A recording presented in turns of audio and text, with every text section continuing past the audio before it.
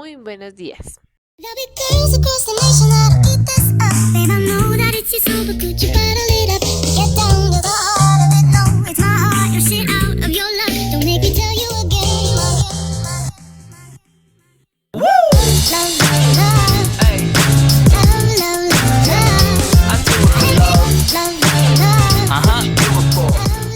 Bienvenidas a este módulo 24 horas de educación sexual. Recordarles que empezamos hoy sábado 31 de octubre y terminamos de mediante el sábado 5 de diciembre. Recordarles pues que es un módulo de 24 horas, que vamos a seguirlo trabajando como tal los días sábados. Entonces, bienvenidas. Empezamos con toda la parte, digamos, de una pequeña introducción. Vamos por los temas y terminamos con la temática para el día de hoy.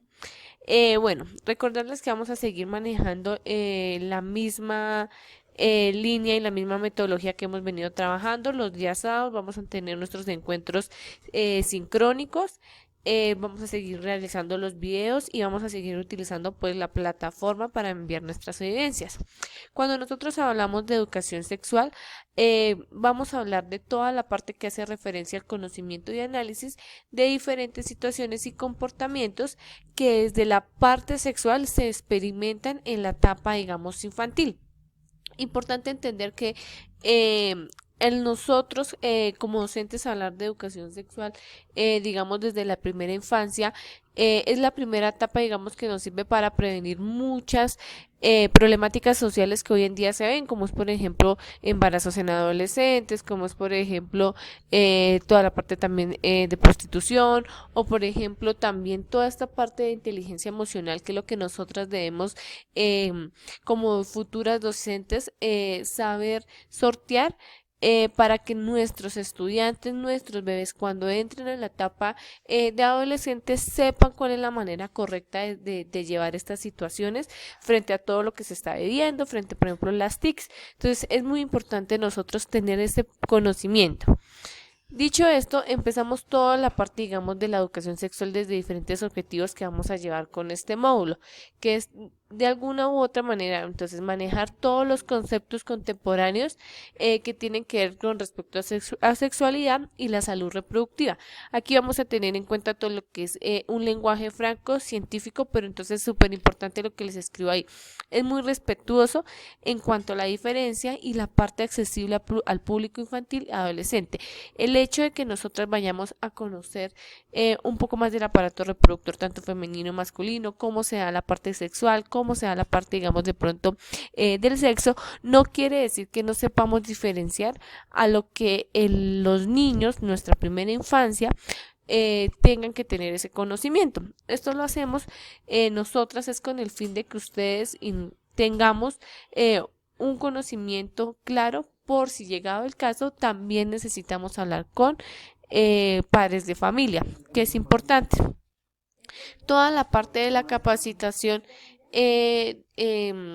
obviamente toda la parte de la capacitación de los estudiantes nos sirve para emprender responsablemente toda la educación de niños y adolescentes. Entonces, súper claro esa parte en lo que nosotros vamos a trabajar. Obviamente los conceptos, saber diferenciar qué es lo que vamos a tratar con los niños y, llegado al caso, a través de los conceptos y de los conocimientos que tengamos, podamos capacitar a nuestros estudiantes y también podamos capacitar a los padres de familia, porque nosotros no sabemos en qué momento se puede dar un taller de padres o una escuela de padres donde sean ustedes de pronto las que gestionen y las que tengan que trabajar temas de educación sexual. Entonces, importantísimo esa parte. Listo, ¿qué temas vamos a tratar? Vamos a hablar, el primero, que es el día de hoy, que es todo lo que tiene que ver con la historia de la sexualidad. Vamos a manejar una lectura y ustedes como evidencia me tienen que mandar o enviar una línea de tiempo de acuerdo a la historia de la sexualidad. Vamos a trabajar todo lo que tiene que ver con la anatomía y fisiología del aparato reproductor, tanto masculino como femenino, donde la evidencia es obviamente pues realizar los dibujos. Vamos a hablar de métodos anticonceptivos y de enfermedades de transmisión sexual. La evidencia a mandar es todo lo que tiene que ver un video de campaña y de prevención. El cuarto tema es reproducción sexual y complejos sexuales. Aquí vamos a realizar un cuento y un taller de clasificación de órganos. Y por último, vamos a trabajar una de las exposiciones en temas que ya hace referente, digamos, como tal, a la parte, digamos, sexual y a la parte, digamos, educativa en cuanto a la primera infancia.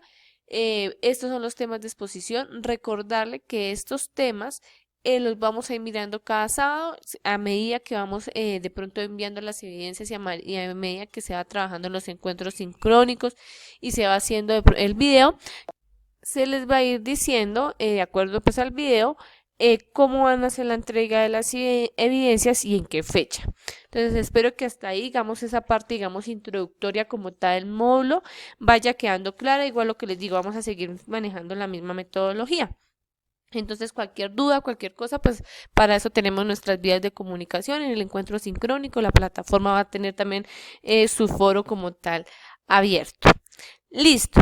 Para hoy vamos a tener toda la parte del tema de la historia de la sexualidad, entendiendo que toda esta parte obviamente siempre va a estar en un contexto que permite crear una cultura y un contexto sociohistórico en la cual se ha venido evolucionando desde diferentes etapas, desde diferentes autores y desde diferentes perspectivas. Importante entender toda la parte donde en la prehistoria existieron dos etapas, una que fue la monogamia natural y otra que tenía que ver con la finalidad de asegurar un patrimonio familiar. Desde ahí tenemos nuestro punto de partida.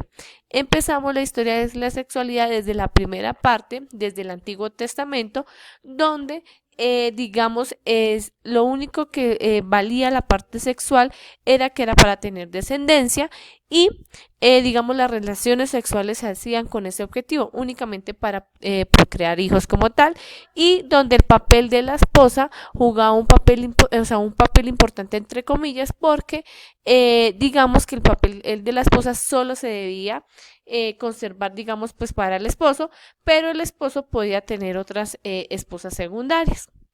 Pero con ellas como tal, digamos, los hijos que estuvieran con ellos se creían pues que no eran legítimos. De aquí ya pasamos directamente a lo que era en Egipto, que era todo, se practicaba era por medio de un ritual de adolescencias y donde se conseguían los matrimonios a partir de las adolescencias por medio de los padres. Por medio de los padres, entonces se hacían trueques y pues era más como una parte, digamos, beneficiosa.